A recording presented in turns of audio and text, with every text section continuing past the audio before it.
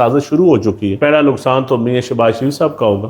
اگر آپ کو اتنی اعتراضات ہیں، نہیں دیکھیں یہ وہ باتیں ہیں جو فیکٹس کی باتیں ہیں، وہ آپ کو دھتکار رہی ہیں، وہ روزانہ سٹیج پہ کھڑی ہوتی ہیں آپ کے خلاف، وہ جو گفتگو کرتی ہیں، آپ کی ایسی کون سی مجبوری ہے کہ آپ کی ان کی حکومت کے لیے اپنی سپورٹ قائم رکھیں؟ وہ دیکھیں یا آپ لہجہ سن لیں، میں آپ کو لہجہ سنوا دیتا ہوں. میں یہ نہیں، آپ سنیے، آپ کا اگر آپ کو لگتا ہے کہ آپ کے لیے یہ شاید وہ چاہتے ہیں کہ ان کے چاچا کی حکومت ختم ہو جائے، یہ بھی ہو سکتا ہے. مریم نواز چاہتی ہیں کہ ان کے، اب یہی لگتا ہے جس طرح وہ کر رہی ہیں تو الٹیمیٹلی پہلا نقصان تو میاں شہباز شریف صاحب کا ہوگا.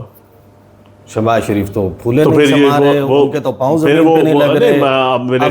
لیکن شاید ان کے گھر کے اندر شاید کوئی ایسی سازش شروع ہو چکی ہے کہ ان کے اتحادیوں کے ساتھ جو گالی گلوچ شروع ہوا ہے، اس کا مطلب ہے کہ میاں شہباز شریف کے خلاف یہ سازش کر رہی ہیں. یعنی کیونکہ پنجاب کی حکومت کو تو آپ جو فارم 47 کا نتیجہ ہے اس پہ آپ اثر نہیں ڈال سکتے، آپ سپورٹ دیں پنجاب حکومت کو یا نہ دیں.